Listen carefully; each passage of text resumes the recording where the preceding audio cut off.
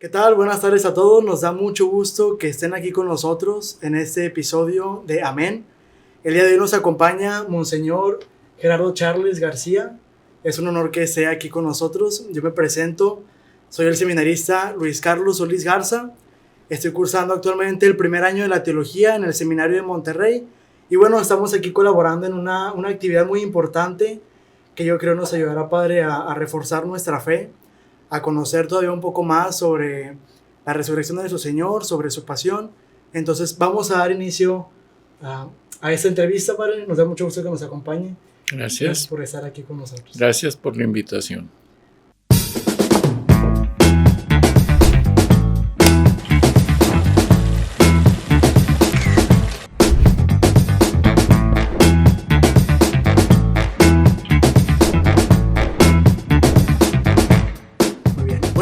Vamos a hablar el día de hoy sobre un tema muy importante para nuestra fe. Yo creo que es el centro de ella, lo que le da sentido también a nuestra fe. Y es sobre la resurrección de nuestro Señor Jesucristo. ¿A qué podemos referirnos con la resurrección de Jesús? Si esta resurrección fue solamente en cuerpo, si solamente espíritu.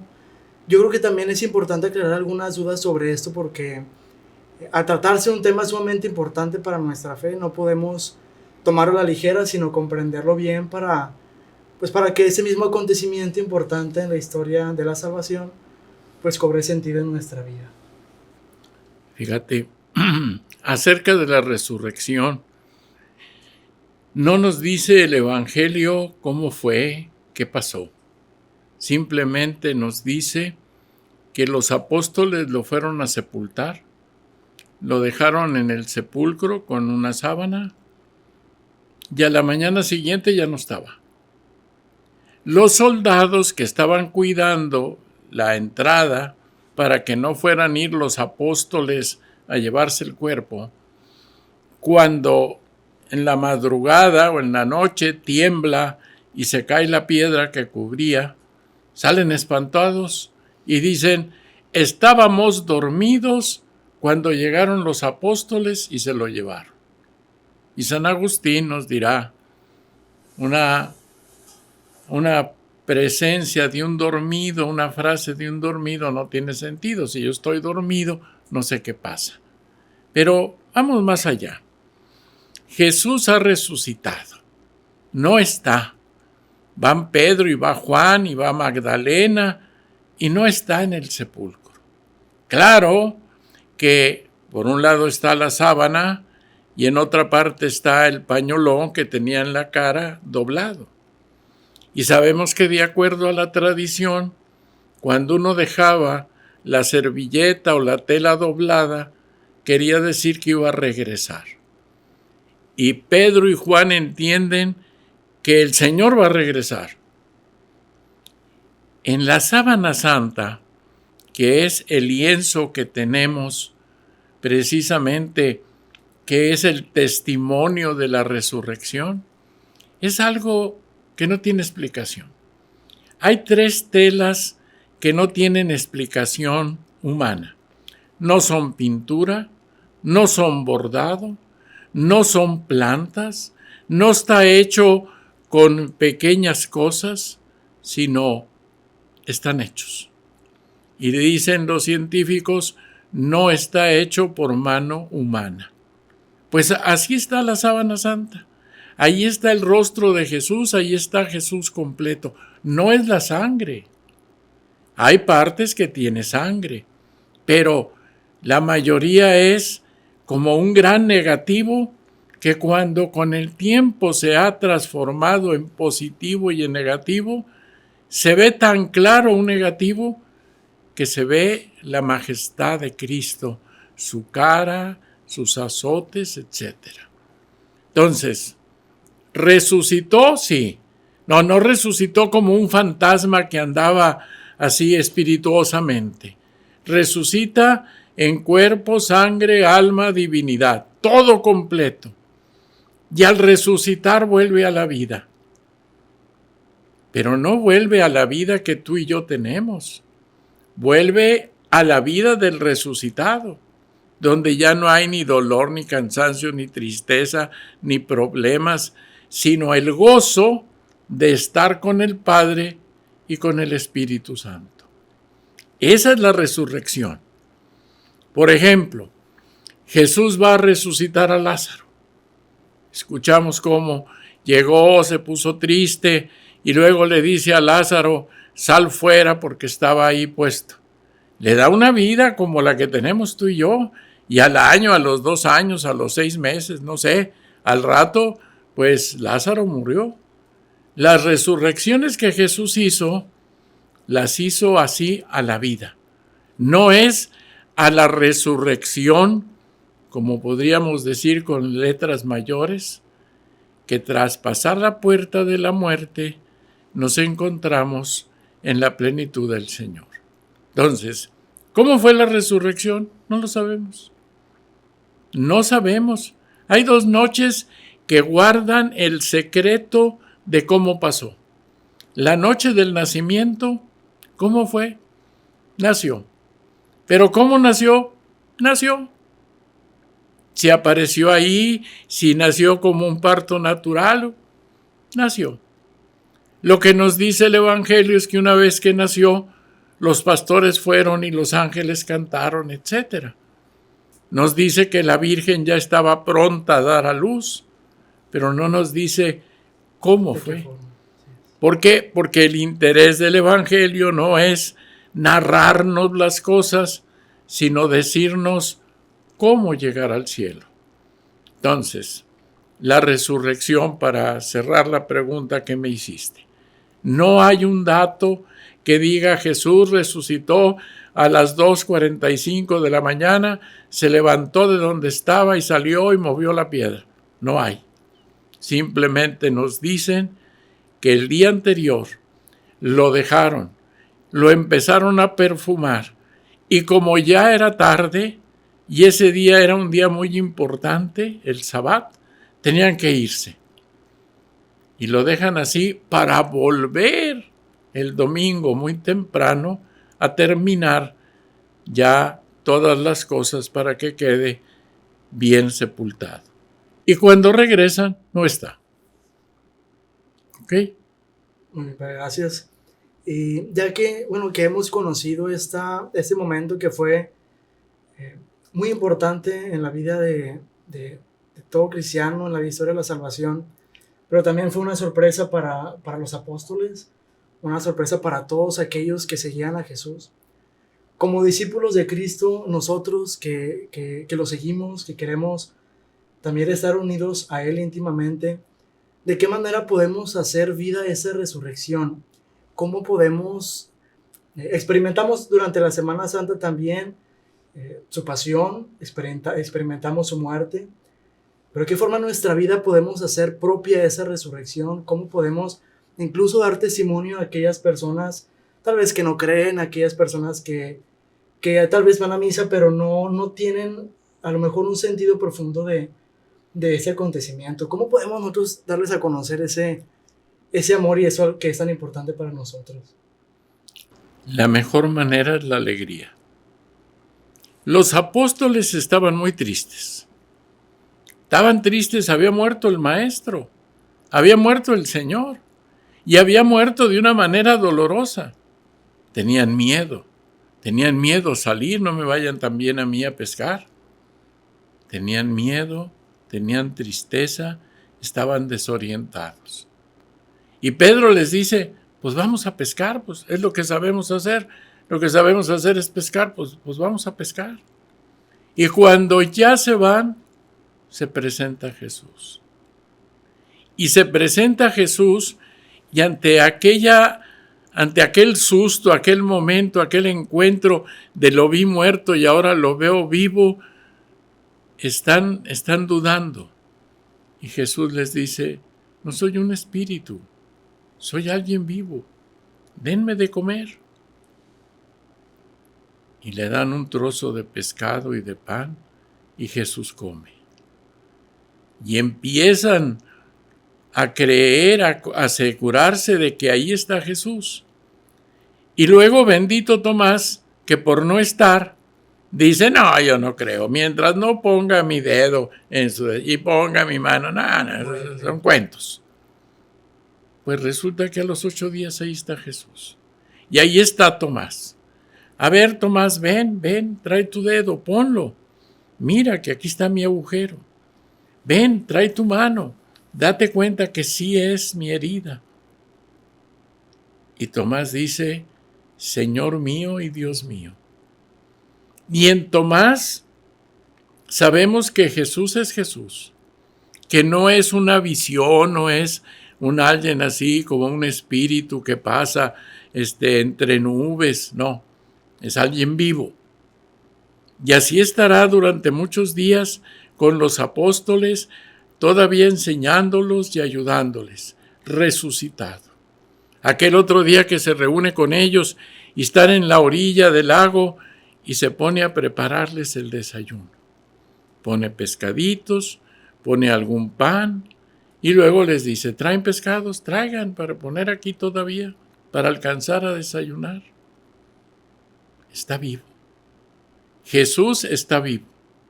Jesús está vivo en su realidad de cuerpo, alma, divinidad presente en la vida futura. ¿Cómo está vivo? Como la vida futura. Pero a ver, ¿cómo lo vio? Ninguno lo ha visto. Nadie ha ido y ha regresado como para decir, yo lo saludé, ¿cómo está? Está muy bien. No. Nos dice el Evangelio que ni el ojo vio, ni el oído oyó, ni cabe en la cabeza del hombre la maravilla que Dios tiene preparada para los que lo aman. Y ahí está Jesús. Entonces, ¿qué podemos hacer nosotros? Ante todo esto, ser alegres. La alegría de la Pascua, la alegría de la resurrección. ¿Cómo lo experimentamos? Así. Sí va a haber situaciones difíciles, sí va a haber dolor, sí va a haber enfermedades, pero dentro de todas estas hay una esperanza. La esperanza de saber que un día nos encontraremos con Él. Y para esa esperanza es donde estamos caminando. Vamos caminando hacia la Pascua. ¿Ok? Muy bien, padre. Hay una pregunta que yo me he hecho y yo creo que también muchos de mis hermanos del seminario, incluso también en las comunidades parroquiales a las que hemos asistido, sabemos o nos ha dicho usted que podemos dar testimonio de la resurrección de Cristo a través de esa alegría, compartiéndola con los demás, viviendo nosotros mismos con ella. Pero a veces nos damos cuenta, por ejemplo, en los templos parroquiales, o vemos, mejor dicho, con más frecuencia la imagen de la cruz. Si tan importante es para nosotros la resurrección de nuestro Señor, ¿por qué en los templos está la imagen de la cruz? ¿Cuál es el sentido? Vamos a verlo de esta manera que se le da, y por qué se ha decidido que sea de esta forma, ¿no? Porque sin cruz no hay resurrección. Sin cruz no hay resurrección. O sea, la cruz es el amor total del Hijo al Padre. Ha recibido del Padre todas las cosas, la vida, etc. Y en ese recibir le agradece todo por el amor a nosotros. ¿Por qué murió en la cruz? Porque nos quiere. Porque quería salvarnos del pecado. Porque quería restablecer la amistad con el Padre. No podía ser un hombre, no llegaría a la altura de Dios. No podía ser solo un Dios, porque no podía sufrir. Entonces, en Cristo, hombre Dios, la muerte es una total fraternidad, el signo más fuerte de la fraternidad para con los demás. Es su amor más grande. Y ese amor lo testimoniamos en la cruz. Pero esa base de la cruz da el origen a la resurrección. San Pablo nos dice, si Cristo no resucitó, es vana nuestra fe. La cruz es el signo del amor. Un amor que nos lleva al encuentro con el resucitado, que nos tiene que llevar al encuentro de los demás. ¿Por qué en muchas iglesias está el Cristo y no está el resucitado? Pues yo diría que también ya hoy está el resucitado. Ahora, vayámonos culturalmente. Recordemos cómo para nuestro pueblo la sangre es vida. Allá al tiempo de los aztecas le sacaban el corazón y bañaban de sangre aquella piedra para que tuviera vida. La sangre es la vida. De tal manera que mientras más sangre, más vida. Y en los Cristos de la época de la colonia, de todas aquellas, vemos una imagen que está bañada en sangre.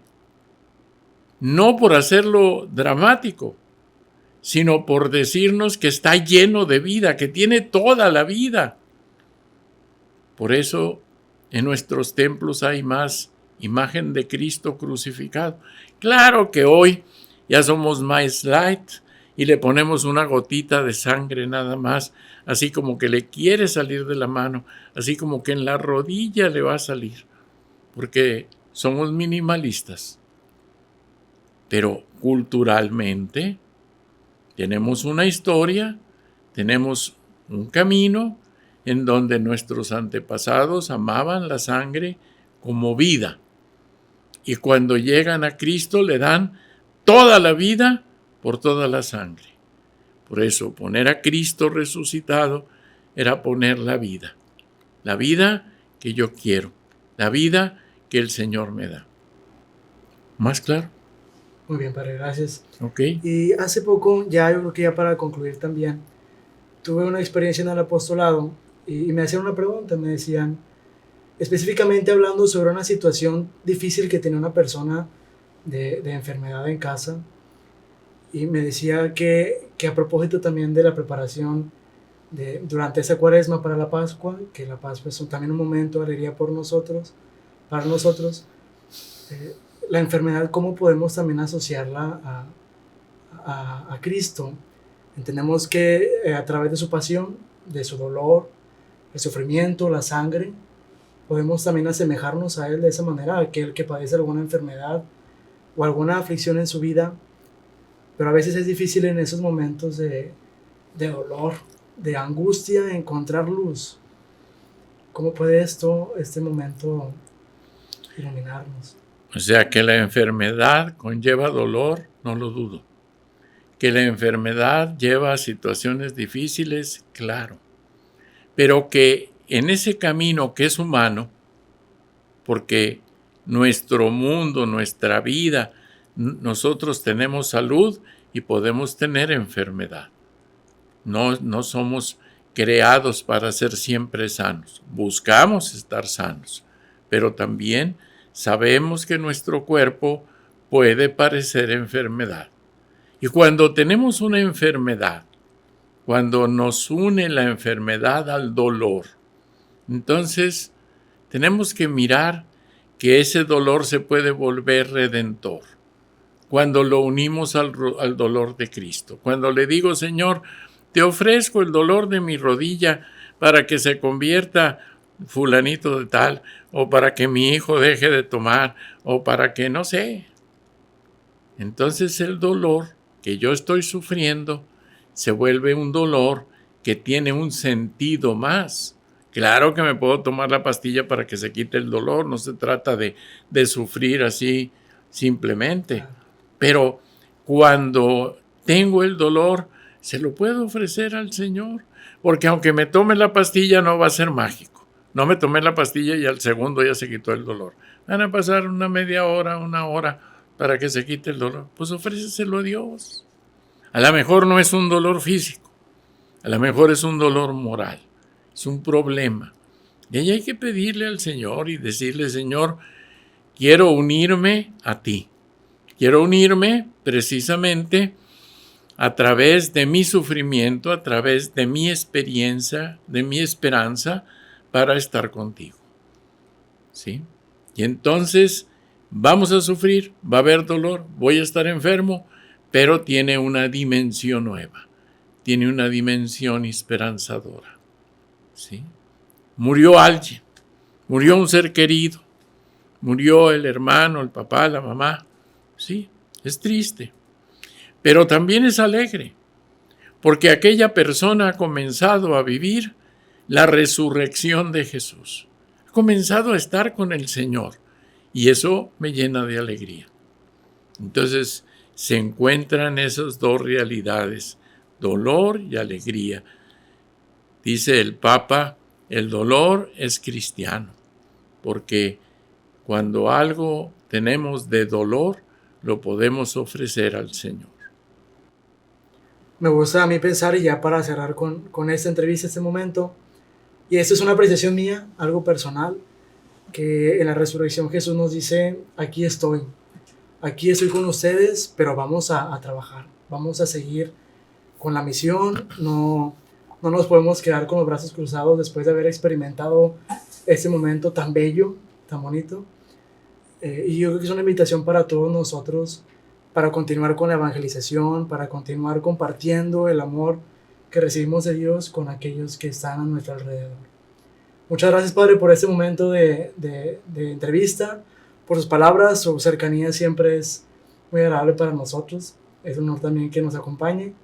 Y bueno, pues terminamos con este episodio y aquí estaremos de todas formas compartiendo la fe junto con todos ustedes.